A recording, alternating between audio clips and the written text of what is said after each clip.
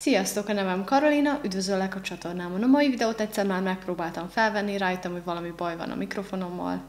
Nem sikerült megoldani a problémát, ezért ezt az ideiglenes mikrofont fogom használni. Tudom, hogy a minőség nem olyan jó, mint általában, de viseljétek el egy videóig. Ma a Neustadt Jane-ról fogok beszélni. Rövid videó lesz, de nagyon érdekesnek tartottam az egészet, ezért mindenképp úgy gondoltam, hogy be kell mutassam. 1991. augusztus 7-e Németország. Az A3-as autópályán, a Köln felé vezető útszakaszon, a Neustadt előtti letérőtől nem messze, Fernthal pihenővel szemben vagyunk. 22 óra körül egy autós megáll, mivel majdnem elütött valamit, mikor kiszáll az autóból, rájön, hogy egy nő feküdt holtan az út közepén. A rendőrség nyomozni kezd, de helyszíni bizonyítékok hiány annyit tudnak tenni, hogy a halott kémre hagyatkoznak, hát ha több mindent megtudnak a vizsgálatok után. A halott kém elmondja, hogy legalább egy autó elütötte a nőt ezen az autópályán, belső sérülések következtében hunyt el, de nem tudjuk, hogy ezek azelőtt keletkeztek, mielőtt az útra került, vagy utána. Például az is lehet, hogy valaki kidobta az autóból, miután már jelentős sérüléseket szenvedett. Szervezetében minimális mennyiségű kannabisz volt, ezen kívül nem voltak más drogok és alkohol sem.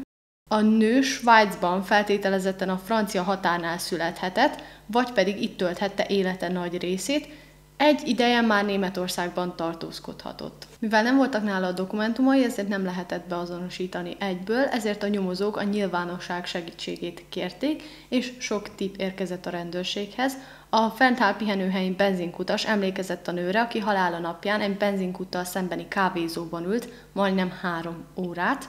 Másik 2 személy is látta a környéken a halála napján. Állítólag egy teherautóból szállt ki és bement a benzinkúthoz. Ugyanennél a megállónál egy másik személy is látta egy mosdó előtt, és egy férfival állt az áldozat. Mivel erről az esetről beszélek, nyilvánvaló, hogy ezek a tippek nem vezettek sehova, és az nem kifejezés, hogy az eset kihűlt. Az első pár hónap után senki nem hallott róla 2005-ig, mikor az esetet bemutatták a képen látható műsor keretén belül. Ez olyasmi, mint Magyarországon a Kékfény, nagyon híres műsor, sok mindenkinek segítettek. Ebben az esetben viszont ez sem vezetett sehova. 2019-re ugrunk. Egy helyi Brückek nevű étterem tulajdonosa talál egy képet. Biztos benne, hogy ezen a képen az áldozat van. 1983-ból származik, majdnem 8 évvel az áldozat megtalálása előtt készülhetett. Az előtérben 2 férfi van, és a háttérben látjuk azt, akiről feltételezik, hogy az áldozat lehet. Egy férfivel beszélget, aki sötétbőrű és cigarettázik, egy kék vagy világos farmer színű felső van rajta, de ennyit tudunk erről az illetőről. Aláhúzom, nem vagyunk benne biztosak, hogy a képen látható nő az áldozat, annyi, hogy nagyon hasonlít rá. Az étterem klienseit tekintve nem kizárható, hogy a képen látható nő egy prostituált volt, de persze ez csak erős spekuláció. Kikérdeztek néhány régi törzsvendéget, akik elmondták, hogy gyakran látták az étterembe egy Helmut nevezetű férfival. Erről a Helmutról annyit tudnak a nyomozók, hogy feltételezetten meggyilkolta a feleségét a 80-as évek előtt, viszont valamikor felmentették a vádak alól, és azóta máshol éli az életét. 2022-re ugrunk, mikor az esetet ismét bemutatja a német műsor. Itt elmondják, hogy a képen látható nő nem biztos, hogy az áldozat, de bemutattak képet az áldozatról is.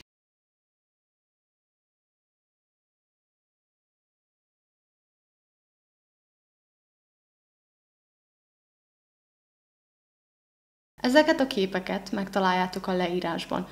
Ez lesz a legelső link, de előre figyelmeztetek mindenkit, hogy egy elhunyt szemét láttok majd. Nyilván ezt nem tehettem bele a videóba, de mindenképp nézzétek meg, ő az áldozat, akit keresünk, és feltételezett, hogy a 2 személy, a képen látható személy és az áldozat ugyanaz, de nem lehetünk benne biztosak. Hozzászólásokban azt is írjátok meg, hogy szerintetek ugyanarról a 2 szeméről van szó, vagy sem. Azt is elmondják a műsor keretén belül, hogy még mindig keresik a Helmut nevezetű férfit. Nem gyanúsított, csak akarják tudni, hogy emlékszik-e a nő nevére. Az áldozat halála napján egy bés színű gyapjú harisnyanadrágot, újatlan, zöld virágmintás, piros-fehér ruhát, és piros, zöld, kék és sárga fürdőszandált viselt. Nem volt rajta alsó nemű. A képen láthatóak az ékszerei.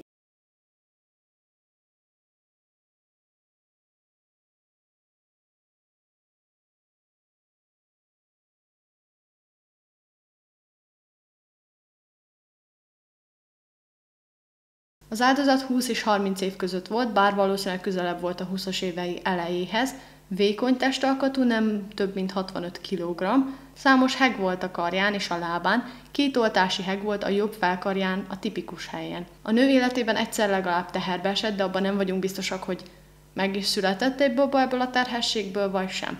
Feltűnő cseresznyemag méretű csontnövekedés volt a bal füle mögött. Elképesztő, mai napig nem azonosították be a Neustadti Jane Doe-t, és az is elképesztő, hogy nem tudjuk, hogy ki az a nő a képen, lehet ugyanarról a szeméről van szó vagy sem, de egyiket se azonosították be annak ellenére, hogy 91 óta keresik, hogy ki az áldozat, és aztán ugye 2019 óta a képen látható nőt. Nagyon optimista vagyok azzal kapcsolatban, hogy ezt az eset megoldható, sőt azt mondanám, biztos vagyok benne, csak arra van szükség, hogy a megfelelő személyhez jusson el az eset híre, a fénykép és az áldozat képe. Tekintve, hogy az áldozat lehet prostituáltként dolgozott, remélem nem kell senkinek mondjam, hogy ez nem azt jelenti, hogy az eset kevésbé fontos, és családtagjai nem hiányolják valahol. Ahogy említettem, valószínűleg Svájc környékén élt, a francia határnál, a francia határ környékén, és egy ideig Németországban tartózkodott. Ez nem azt jelenti, hogy nem jöhetett át más országokba egy ideig, lehet dolgozott Magyarországon, Romániába, bárhol. Igazából nem tudunk semmit az illetőről. Ha nektek bármilyen információtok van, vegyétek fel a kapcsolatot a német hatóságokkal, felteszem az elérhetőségüket a képernyőre.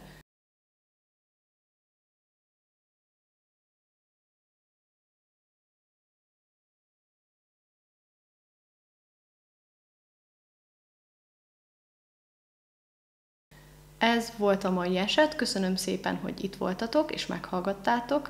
Ahogy mondtam, nagyon pozitív vagyok azzal kapcsolatban, hogy ez egy teljesen megoldható eset még a következő pár évben, hisz annyi nyomunk van.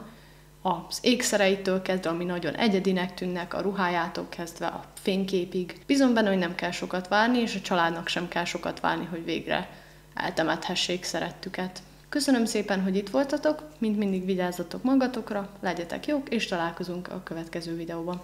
Sziasztok!